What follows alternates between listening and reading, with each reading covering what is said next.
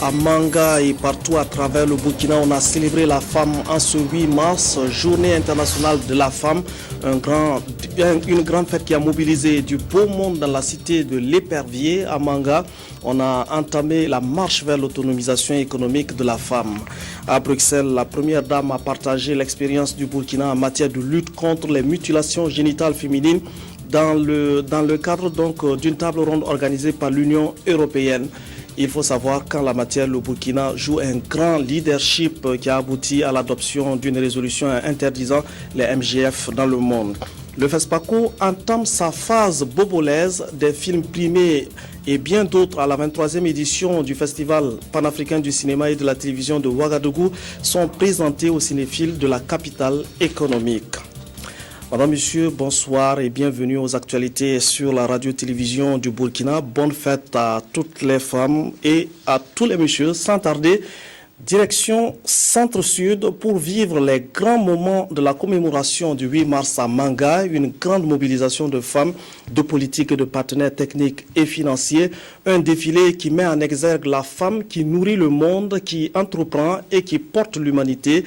Et enfin, l'appel de Madame Chantal Compaoré à encore plus d'efforts pour réduire significativement la mortalité maternelle et infantile. Et Léonore Yerbanga. Depuis Manga, dans la région du Centre-Sud, les femmes du Burkina Faso veulent promouvoir l'entrepreneuriat féminin pour leur autonomisation économique. La commémoration de la Journée internationale de la femme à Manga leur offre l'opportunité de réfléchir sur ce thème et de manifester leur choix. Avec un défilé entièrement animé par des femmes, comme pour marquer le début de leur autonomisation, les intervenants à la tribune ont tous reconnu leur importance et leur rôle dans le processus de développement. On espère beaucoup du gouvernement parce qu'on nous promet souvent beaucoup de choses. Ça se fait, mais de manière lente. Mais aujourd'hui, nous sommes aux aguets. Nous voulons que les choses se passent très rapidement afin que nous puissions aussi nous épanouir. Je fais un appel au Premier ministre qu'il tienne ses engagements afin que les femmes puissent vraiment progresser et dans les domaines de l'entrepreneuriat parce que nous montons à un niveau supérieur maintenant. Il nous faut des moyens. Et c'est là que le gouvernement intervient pour nous aider. Le chef du gouvernement qui, depuis 2012, accompagne les femmes dans leur combat pour la promotion de leurs droits, a réaffirmé toute sa détermination à appuyer les femmes dans leur lutte. Nous allons tracer des actes encore beaucoup plus concrets, notamment en matière de promotion de l'entrepreneuriat féminin. Parce que l'entrepreneuriat féminin va permettre sans doute, je pense, à cette bonne partie de notre population d'être beaucoup plus entreprenante et en même temps permettre ainsi aux femmes de pouvoir subvenir à leurs besoins. Donc c'est une priorité pour nous et nous allons donc voir à travers le plan d'action du ministère en charge de la promotion de la femme et du genre les actions concrètes que nous allons mener pour favoriser donc, cet entrepreneuriat féminin en pensant surtout aux femmes qui sont en milieu rural. Également à Manga, 44 femmes et un homme ont été élevés au rang d'officiers et de chevaliers de l'ordre du mérite.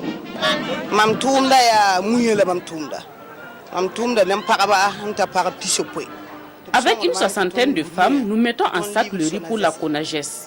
Je suis très contente pour cette distinction. Maintenant, je vais redoubler d'efforts dans mon travail pour le développement de mon pays. Je fais du commerce général. Donc je travaille depuis fort longtemps. Donc cette année, on m'a appelé à Manga ici pour me décorer, pour me montrer que mon travail les plaît. Je vais mettre plus de joie dans mon travail et du courage, me renforcer et beaucoup travailler pour que les autres femmes puissent voir ce que moi j'ai eu comme médaille. Elles aussi n'ont qu'à travailler comme moi. Ces entrepreneurs distingués pour leur travail entendent être à la disposition des milliers de femmes burkinabées qui voudraient emboîter leur pas. Manga a abrité la célébration nationale du 8 mars, mais il y a eu partout des célébrations provinciales et même parfois communales. Ouagadougou n'était pas en reste. Défilés, discours et djandjoba ont rythmé la vie de la capitale, du centre-ville à la périphérie. Saba était en cette année le lieu de la célébration provinciale de la fête de la femme. Le reportage de Abdoulaye Rasmane Zongo. Journée internationale de la femme oblige, un groupe d'hommes se déguise presque à la perfection, certainement une façon pour rendre hommage à la gente féminine.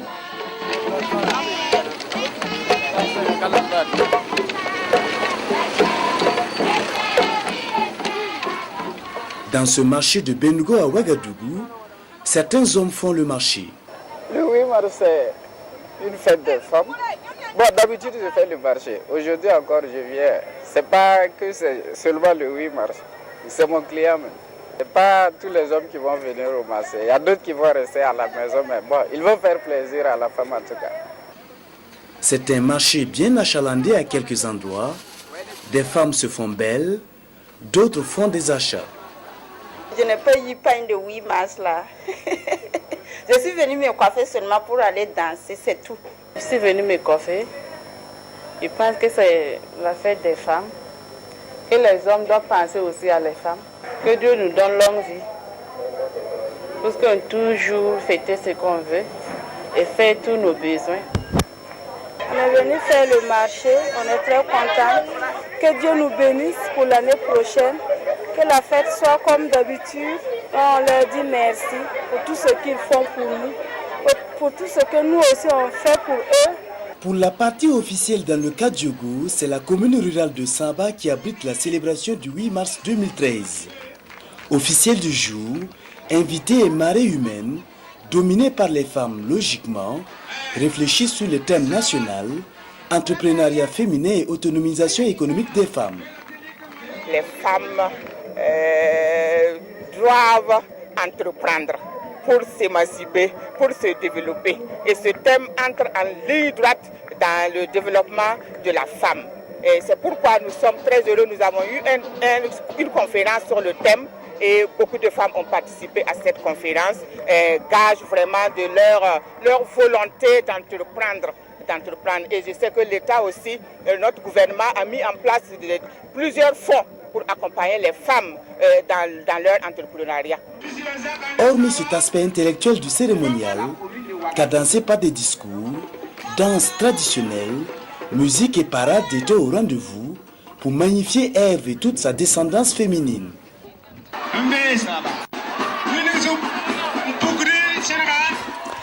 À la maison d'arrêt et de correction de Ouagadougou, le 8 mars est venu briser le quotidien austère des détenus. On y a défilé et dansé. Les femmes détenues étaient en union avec le personnel féminin de la garde de sécurité pénitentiaire. C'était une première à la Mako et l'initiative est venue du Lalénaba. Le reportage de Yolande Lompo. Privées de leur liberté et souvent de leur dignité, les femmes détenues ne vivent pas pleinement le 8 mars.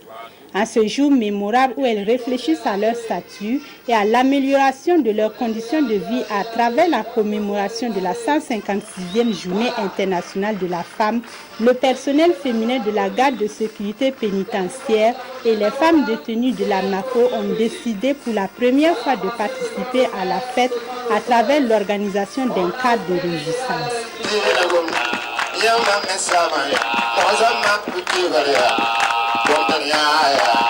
Cette journée est différente de celle que nous avons l'habitude de commémorer parce que ça se passait seulement entre nous. Mais ce matin, sa visite montre que la prison peut être ouverte sur le monde. Venus fêter l'événement avec elles et toucher du doigt leurs conditions de vie à travers une visite guidée des lieux, le parrain en a profité pour leur prodiguer des conseils et leur offrir des pains, du riz, de l'huile cosmétique et des cartons de savon. Je suis venu constater une vie en communauté qui est très acceptable dans cette maison d'arrêt et nous sommes aussi venus leur montrer notre détermination à les aider à se réintégrer dans la société et à leur offrir des opportunités, en tout cas d'emploi ou de revenus pour lutter contre les maux qui conduisent à la perte de la liberté ou de la dignité. Ne dit-on pas que ce que femme veut, Dieu le veut? Accédant à leur requête, le Lalénaba Tigré a accepté de parrainer à l'avenir les prochains 8 mars à la Mako. Même ambiance à Zignaré dans l'Oubri-Tenga. Maïmouna Traoré a été témoin de la mobilisation des femmes et de leur foi en l'avenir. L'autonomisation économique des femmes devrait permettre d'améliorer le statut de la femme et de faire avancer les indicateurs économiques d'ensemble du pays. Reportage. Les femmes de la région du plateau central engagées sur la voie de l'autonomisation économique. À cette célébration de la Journée internationale de la femme, elles ont marqué leur détermination à se lancer dans l'entrepreneuriat et à y réussir malgré les difficultés rencontrées. Contraintes familiales, analphabétisme, défaut de propriété de terre, faible accès aux moyens de production et autres pesanteurs socio-culturelles. Le thème de l'année de la journée du 8 mars vraiment me donne une satisfaction au cœur. Quand je sais que les premières autorités de ce pays se battent pour donner la place qu'il faut à la femme. Que ce thème apporte à nos sœurs, à nos mères, à nos enfants, tout ce qu'elles peuvent avoir pour retrouver leur place au sein de notre société. Dans leur combat, ces femmes peuvent compter sur le soutien des premiers responsables de la région du plateau central. Elle nous a motivés à échanger avec le centre de formation professionnelle de référence de Zignaré pour mettre en place un projet qui va permettre aux filles et aux femmes d'avoir de l'emploi, de créer des entreprises dans le village qui consisteraient justement à faire du pain et des gâteaux. Alors il y a également l'étude déjà concluante. Le premier conseil que j'aurais à leur donner, c'est d'avoir conscience et confiance en elles-mêmes. Quelle que soit l'activité, l'unité économique menée, elle peut devenir une grande entreprise. Pour moi, l'entrepreneuriat féminin n'est pas forcément les actions au niveau macro. La commémoration de la 156e journée internationale de la femme à Zignaré a été marquée par une course cycliste féminine. Les 10 premières ont reçu des prix en nature et en espèces. Nous invitons...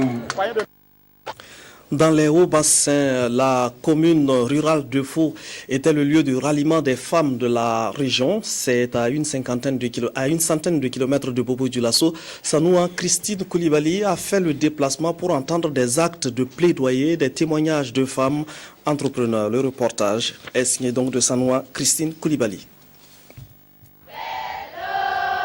C'est l'hymne national entonné par les élèves de l'école primaire de Faux qui a donné le ton à cette célébration régionale du 8 mars dans les Hauts-Bassins. Une halte pour évaluer le chemin parcouru pour la promotion de la femme et identifier d'autres fronts de combat dont l'entrepreneuriat féminin et autonomisation économique des femmes.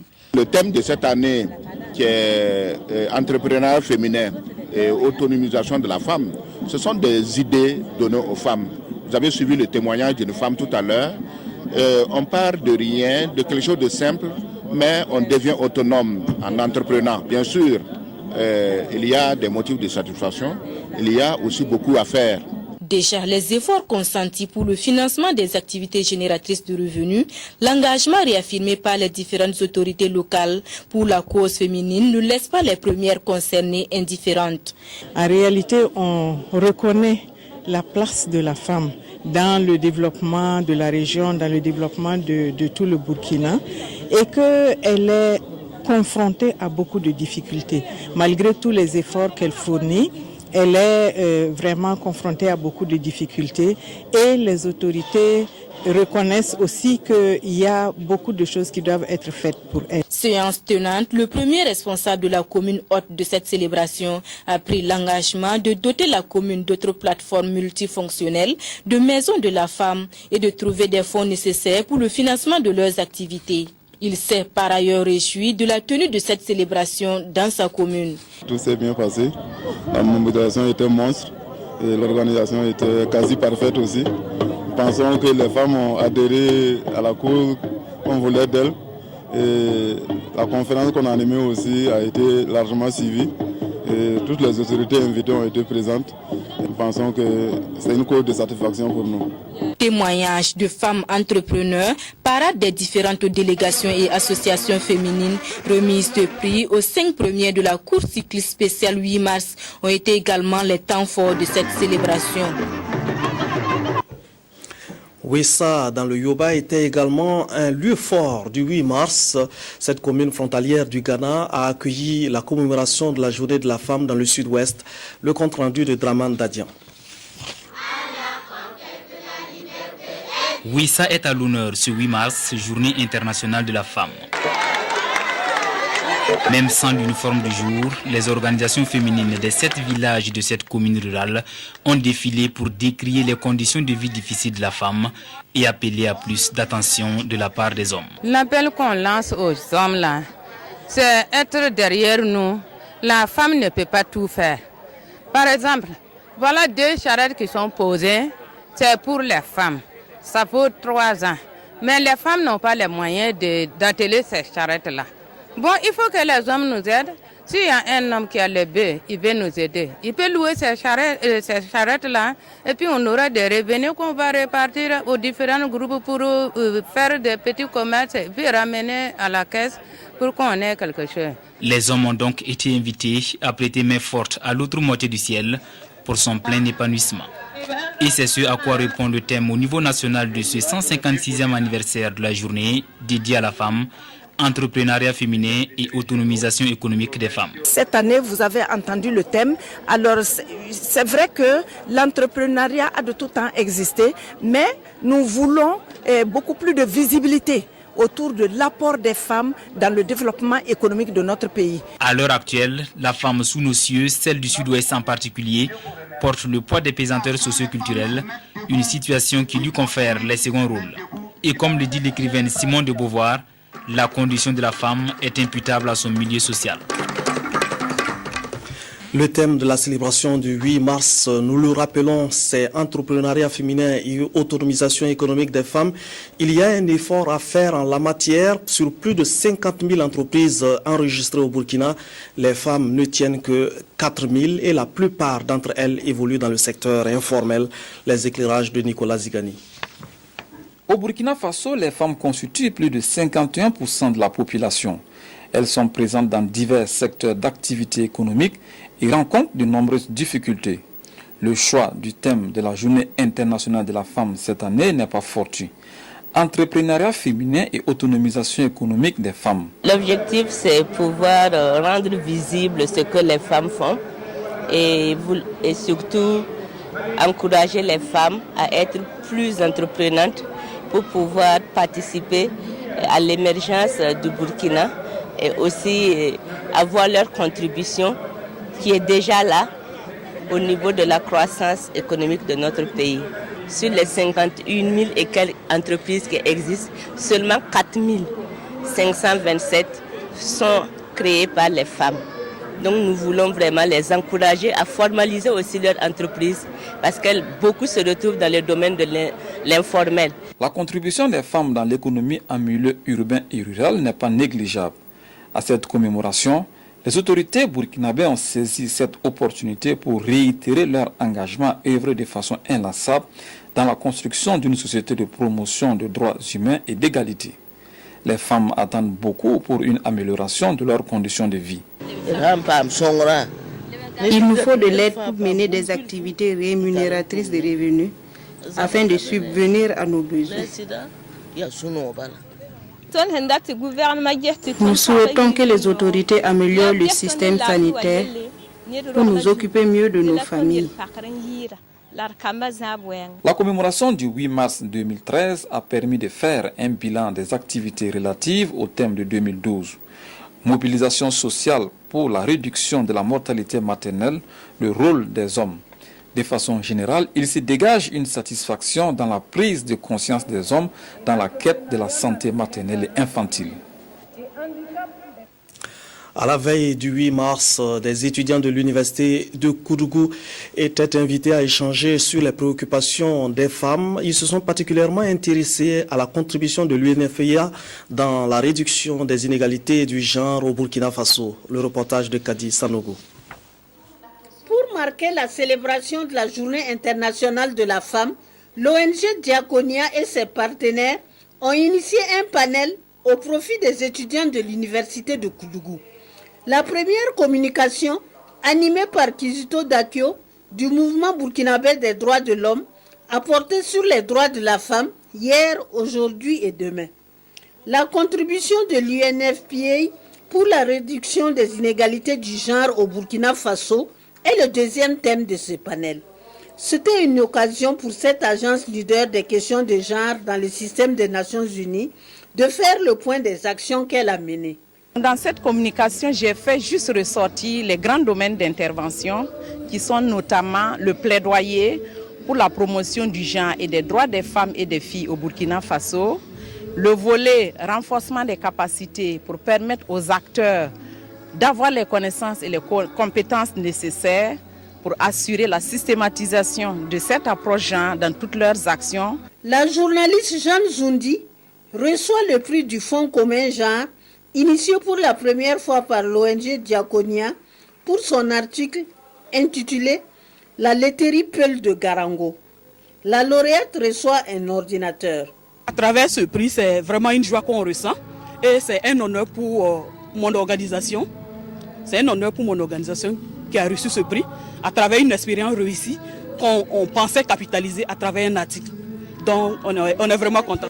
Dans la cité du Cavalier Rouge, l'ONG Diaconia a prévu plusieurs activités pour la commémoration de la Journée internationale de la femme. On peut citer entre autres des projections de films, un concours de slam, une animation musicale et un match de football. 113 couples de Komsilga ont choisi la veille du 8 mars pour se dire oui pour le meilleur et pour le pire devant le maire. S'engager dans le mariage permet de garantir une plus grande protection juridique à la femme et aux enfants. Reportage Claudine Bikaba qui était témoin de ces noces collectives. Mademoiselle Ilbourou Sylvie. Présent.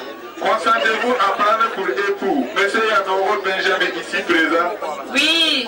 Au nom de la loi et en ma qualité d'officier de l'état civil, je vous déclare il n'est pas le lien du mariage. À travers ces mots consacratoires, Benjamin Yanogo et Sylvie Ilboudo se sont dit oui pour le meilleur et pour le pire. Et comme eux, 112 autres couples monogames et polygames confondus ont pris l'engagement de s'aimer, se soutenir et se porter assistance mutuellement tout au long de leur vie devant l'officier de l'état civil en présence de nombreux parents, amis, frères et sœurs, mais aussi les témoins de mariage. Le maire de la commune rurale de Komsilga dans la province du Kadiogo, qui a célébré cette cérémonie de mariage collectif, s'exprime. Ce matin, nous venons de célébrer 113 mariages collectifs. Donc cela nous réjouit beaucoup et cela démontre que le gouvernement burkinabé n'a pas eu tort en communalisant tous les territoires, en rapprochant l'administration aux administrés. Pour certains, c'est une vie à deux qui commence. Pour d'autres, ce n'est qu'une régularisation de leur vie commune. Tous, ils sont heureux de l'acte qu'ils viennent de poser. Je suis vraiment heureuse, bien même. Je pense que ce mariage, Dieu va nous bénir. Dieu va nous donner beaucoup de choses. C'est nous qui l'avons choisi et puis nous sommes contents et fiers de ce que nous avons fait. Cette cérémonie a été ponctuée par la lecture des articles 292 à 296 du Code des personnes et de la famille, traduits en langue nationale dont le maire se doit l'obligation de porter à la connaissance des couples qui veulent officialiser leur union.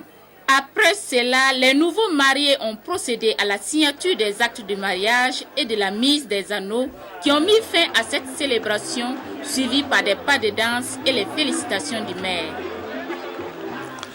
À cette fête du 8 mars, on a parlé de l'autonomisation économique des femmes, mais il y a aussi d'autres combats qui se poursuivent pour le bien-être de la femme. Il y a la question de la réduction maternelle, de la mortalité maternelle et infantile. Il y a la tolérance zéro contre les mutilations génitales féminines. Et il faut dire que sur cette question, le Burkina a piloté une campagne pour l'abolition des MJF. Madame Chantal Kampaoré était cette semaine à Bruxelles pour partager son expérience et celle du Burkina. C'était à l'occasion d'une table ronde organisée par l'Union européenne, Urbain Binité Sommet et Marguerite Douadio.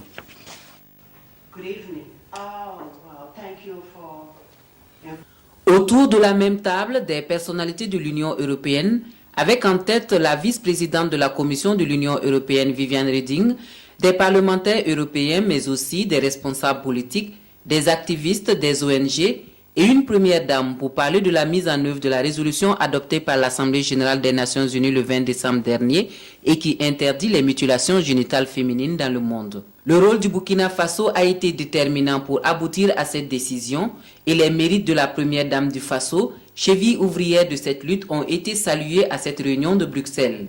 Et si Chantal Compaoré a pris la parole à cette table ronde, c'est pour son expertise dans le domaine. J'ai eu le privilège d'assurer la coordination de la campagne internationale qui a permis cet aboutissement heureux. En vue de susciter un impact positif à la résolution, sur l'invitation du gouvernement et du Sénat italien, j'ai pris part à une réunion en Italie de haut niveau sur les mutilations génitales féminines en début février. L'objectif principal était de promouvoir la mise en œuvre de la dite résolution.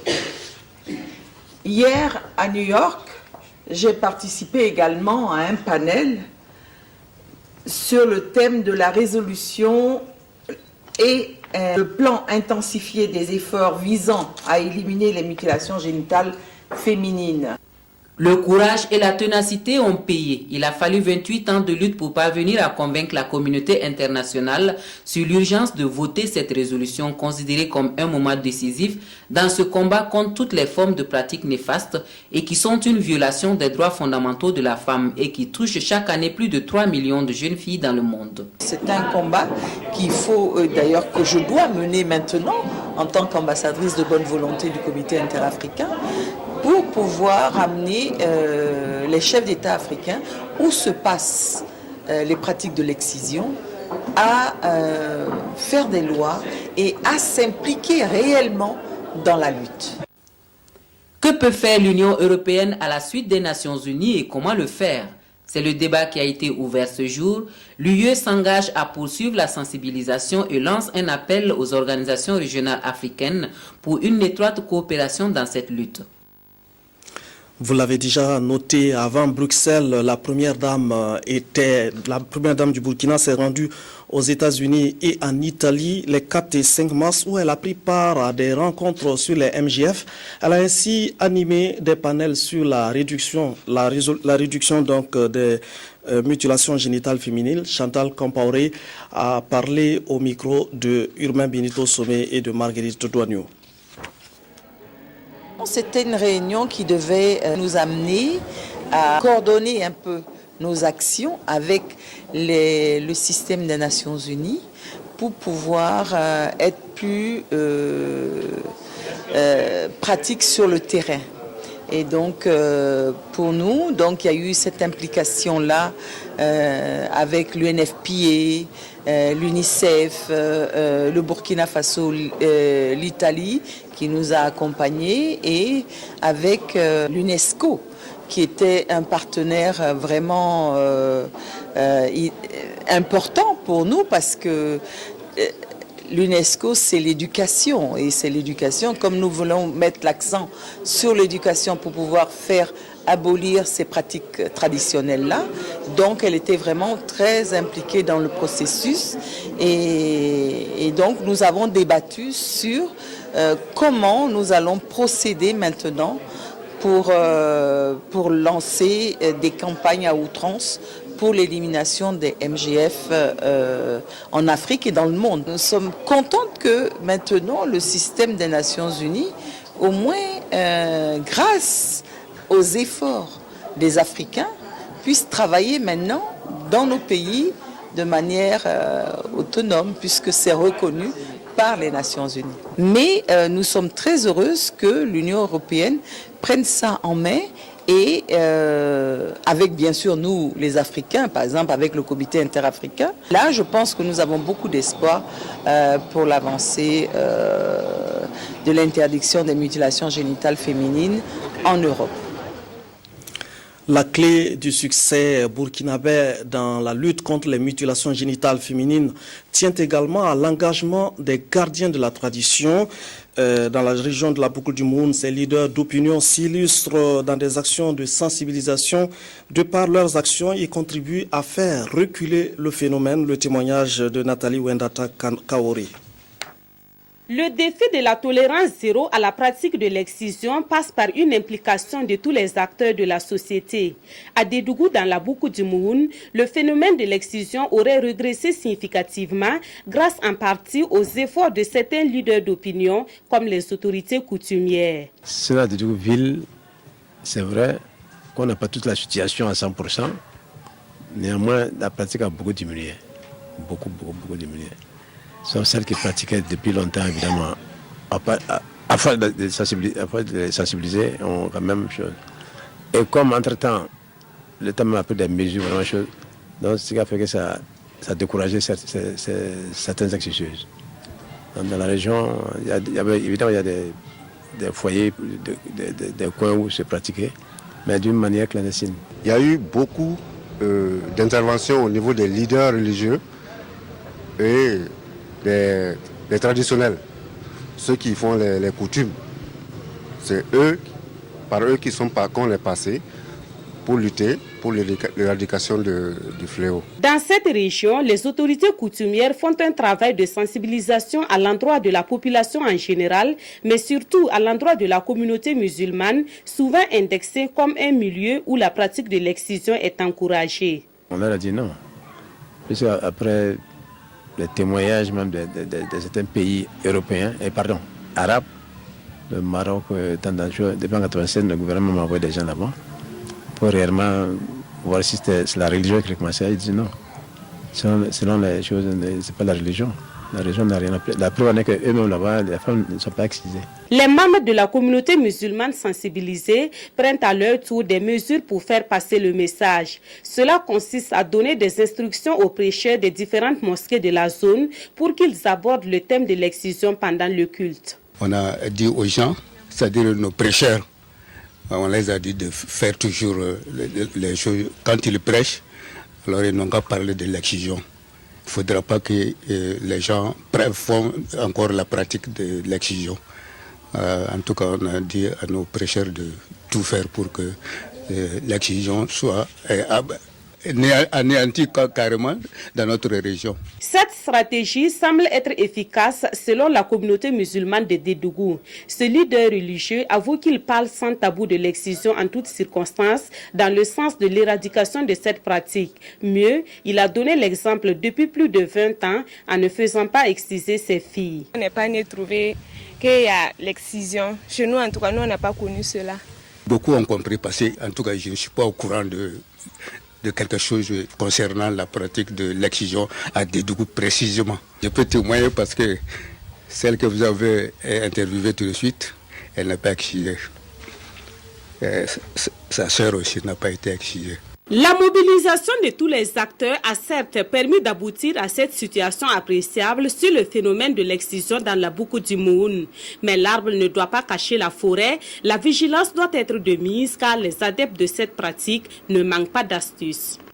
Certains ont développé des initiatives, c'est d'amener les victimes dans une autre localité pour exciser, surtout pendant les vacances. On profite des vacances pour dire bon, on va rendre visite à telle grand-mère et c'est là-bas. Ça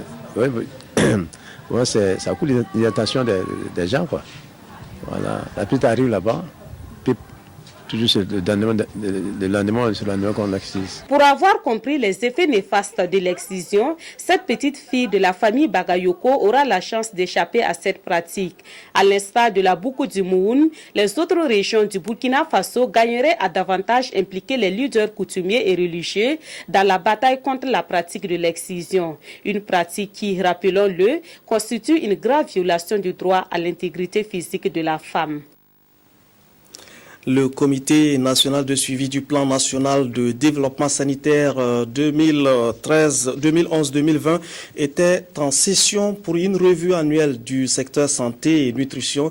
C'est un exercice de bilan et de projection des priorités pour les années à venir et c'est Nathalie Sawadougou Nabaloum qui nous en parle.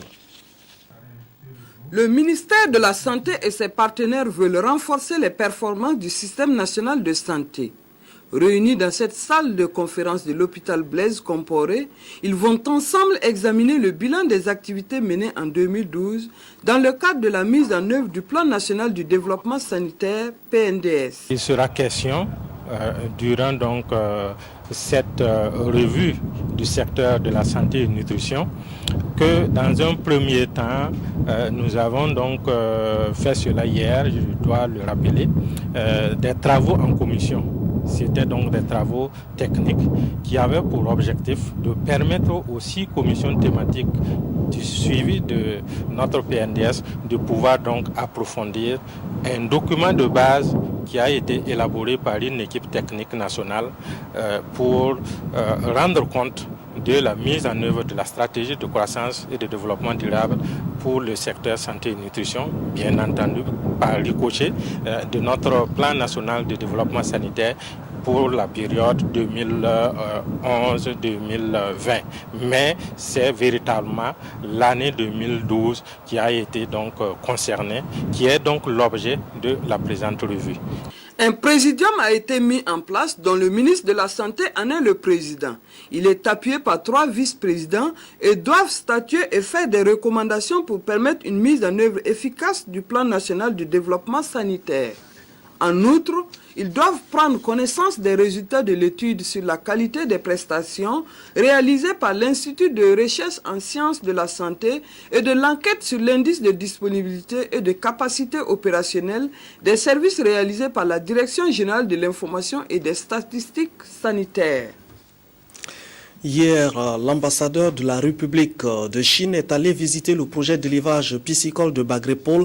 Il a fait le tour des différentes unités du site de production d'alevins, de poissons marchands à l'usine de fabrique d'aliments pour poissons et pour bétail. Après avoir donc transféré le dit projet à la partie burkinabé il y a quelques années, l'ambassadeur veut s'assurer que tout se passe bien et que la partie burkinabé maîtrise la technologie. Reportage Yacouba Goro. Dans ces étangs à parois bétonnées de l'unité de production des semences piscicoles de Bagrépole, c'est une dizaine de millions d'alevins qui est produite chaque année.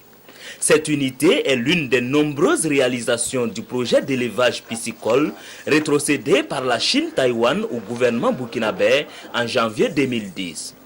Aujourd'hui, la mission conjointe composée du ministre des Ressources animales et halieutiques et de l'ambassadeur de Chine-Taïwan visite les différentes unités du projet pour constater de visu les progrès réalisés dans la maîtrise des technologies transférées en matière d'élevage piscicole sur les sites de Bagrépole. Il faut dire que le projet d'élevage piscicole s'est terminé pour notre part en janvier 2010. Et j'ai eu l'honneur de remettre l'ensemble des équipements ainsi que le site aux autorités burkinabées. Ce que j'ai constaté aujourd'hui, c'est bien, mais ça peut être mieux. À cette occasion, l'unité de production des semences piscicoles et celle de poissons marchands ont reçu la visite de la mission. À cela s'ajoute également l'usine de fabrication d'aliments pour poissons d'une capacité de production d'une tonne par heure et l'unité de pré-traitement des poissons marchands. En 2012, plus de 40 000 tonnes de poissons marchands ont été produites. Aujourd'hui, malgré la suppression de la subvention de l'État burkinabé, l'espoir reste toujours permis du côté du projet d'élevage piscicole de Bagrépole. L'ambition du gouvernement et des bailleurs de fonds, c'est de faire de Bagré un pôle piscicole majeur pour le Burkina Faso. Dans ce cadre, nous travaillons à mettre en place un centre de formation d'excellence qui pourra avoir des compétences variées. L'orientation qui est donnée à la direction générale de Bagrépole va viser surtout à pallier cela, afin que nous voyions qu'est-ce que l'État peut continuer d'apporter, qu'est-ce que le privé peut également prendre comme part, peut jouer comme rôle. Le site est l'un des exemples illustratifs de l'excellence des relations de coopération entre la Chine-Taïwan et l'État burkinabé. Et ce projet de production de poissons vient comme une alternative à la sécurité alimentaire et à l'amélioration du revenu des Burkinabés. Le département des ressources animales et halieutiques s'est donné le temps de mieux comprendre les manifestations de la corruption dans ses services. Les agents de ces départements et les élèves de l'École nationale d'élevage et de santé animale se sont mis à l'écoute de l'ASCE, l'autorité supérieure du contrôle d'État. L'objectif était de s'informer pour mieux s'engager dans la lutte contre la corruption. Reportage Ramatou Zida et Nathalie Sawadgo Nabaloum. Cette forte mobilisation des acteurs du département des ressources animales et halieutiques dénote de l'importance de l'ordre du jour de ce jeudi 7 mars. Une journée pour réfléchir et échanger sur la question de la corruption dont les conséquences se ressentent dans tous les secteurs d'activité. Projection du film On ne mange pas les merci, exposé sur les attributs et le mode de fonctionnement de l'autorité supérieure de contrôle d'État, telles étaient les grandes articulations de cette rencontre. Une rencontre au sortir de laquelle chaque participant pourra désormais mieux appréhender le phénomène de la corruption et s'impliquer davantage dans la lutte pour son éradication. Suivant les exposés, on a trouvé des différentes formes de corruption qui sont là.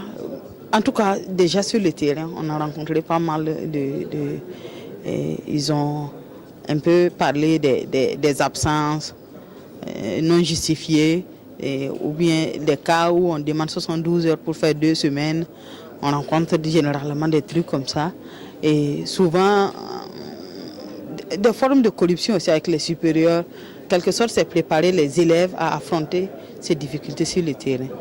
Donc, dans la lancée de ces assises nationales de lutte contre la corruption, le ministère a voulu élargir en fait la sensibilisation que l'autorité supérieure de contrôle de l'État a engagée depuis le mois de septembre. Donc, ce n'est pas pour dire que nous avons plus de gangrènes que les autres, mais pour nous, nous avons voulu cette journée pour que nous puissions échanger avec le plus grand nombre de nos agents, notamment les jeunes qui sont en train de sortir de l'école. Cette journée de réflexion s'inscrit dans le cadre de la vaste campagne de sensibilisation entamée depuis septembre 2012 par l'autorité supérieure de contrôle d'État. Une campagne qui porte déjà ses fruits. Le bilan, on peut dire qu'il est positif parce que le passage du Premier ministre, son Excellence, Monsieur le Premier ministre à l'ASE en septembre, ça a permis en fait de réaffirmer encore la volonté du gouvernement de lutter contre la corruption, et puis ça a permis aussi aux responsables des différentes structures de prendre conscience de leur rôle de sanction. Il ressort du rapport sur l'état de la corruption publié en 2007 par le Réseau national de lutte anticorruption RENLAC que le phénomène est très répandu au Burkina Faso. Les efforts de sensibilisation consentis par l'ACE dans les différents départements permettront de mettre un plus large public au diapason. Une politique nationale dont la vision est d'atteindre le niveau de tolérance zéro dans les 5 années à venir. L'établissement Gabriel Taborin ouvre ses portes pour faire découvrir le potentiel qu'il forme des techniciens de génie civil avec une large palette de métiers auxquels l'établissement ouvre.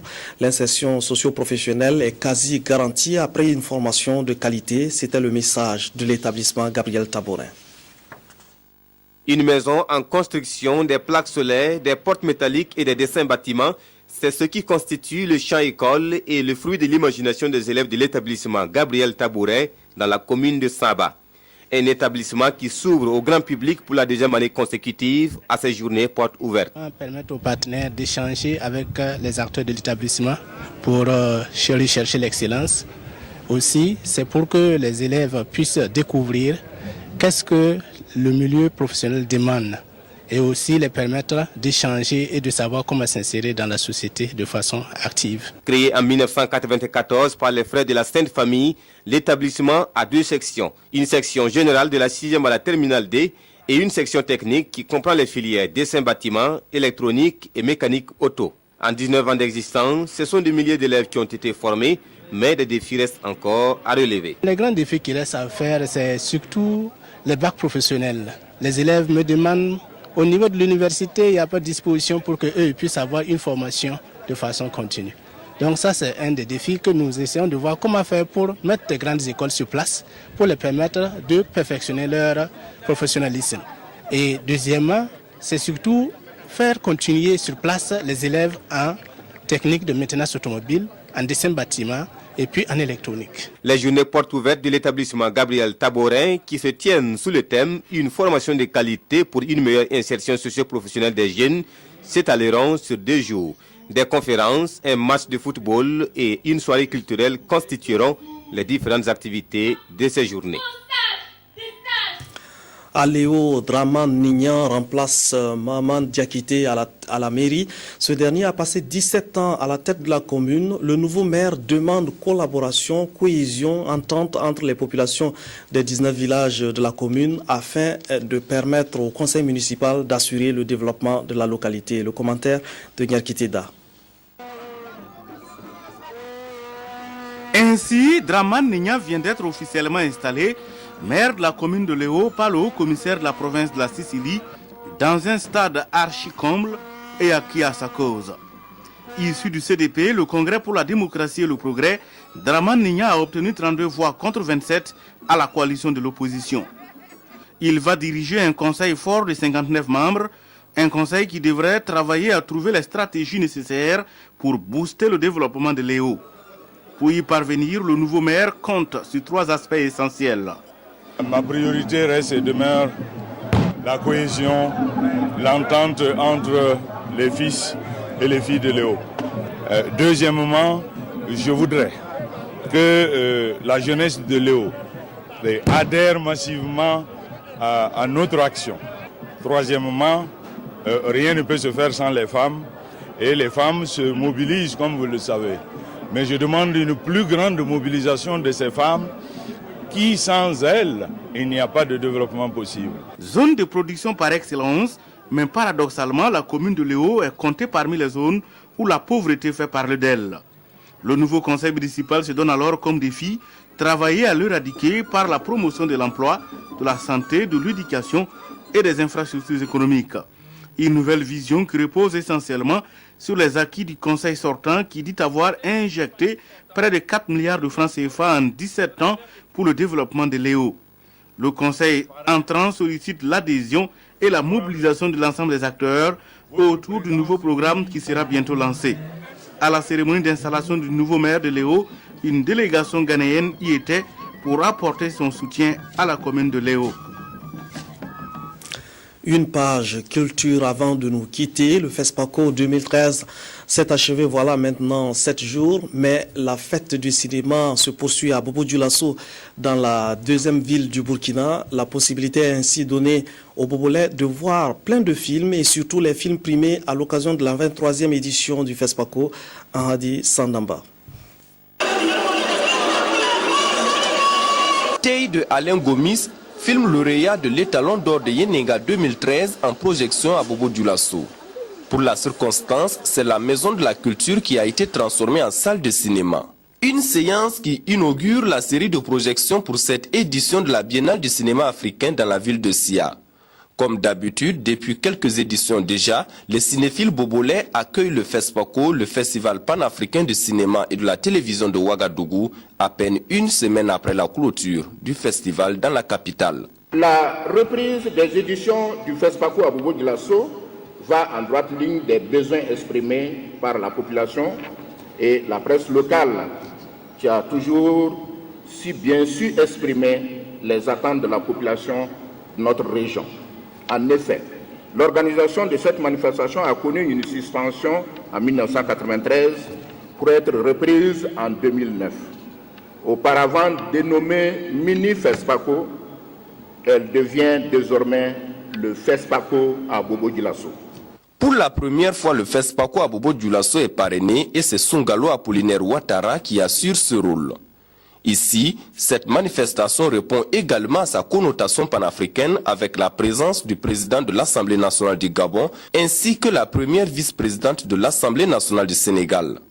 Et c'est avec enthousiasme que les hôtes du parrain du FESPACO à Bobo-Dioulasso ont suivi cette première séance de projection. Tout à l'heure, le présentateur disait en fait que le FESPACO Bobo 2013 est mis sous le signe de la femme. Et ce beau film ressemble donc à la femme, avec beaucoup d'émotions, beaucoup d'énigmes et surtout beaucoup de couleurs. Et c'est l'occasion pour moi de féliciter mon compatriote Alain Gomis Je le félicite vivement, c'est une grande performance. Le FESPACO à Bobo Dioulasso, c'est du 7 au 10 mars avec à l'affiche la projection des différents films lauréats ainsi que d'autres chefs-d'œuvre africains. Et cette année, ce sont 3 salles de projection qui abriteront le festival. Il s'agit du Ciné Sagnon et de 2 autres salles au sein de l'Institut français. C'est la fin de cette édition, une édition largement dominée par l'événement 8 mars et nous espérons vous avoir suffisamment informé sur cette fête de la femme. Merci de nous avoir suivis.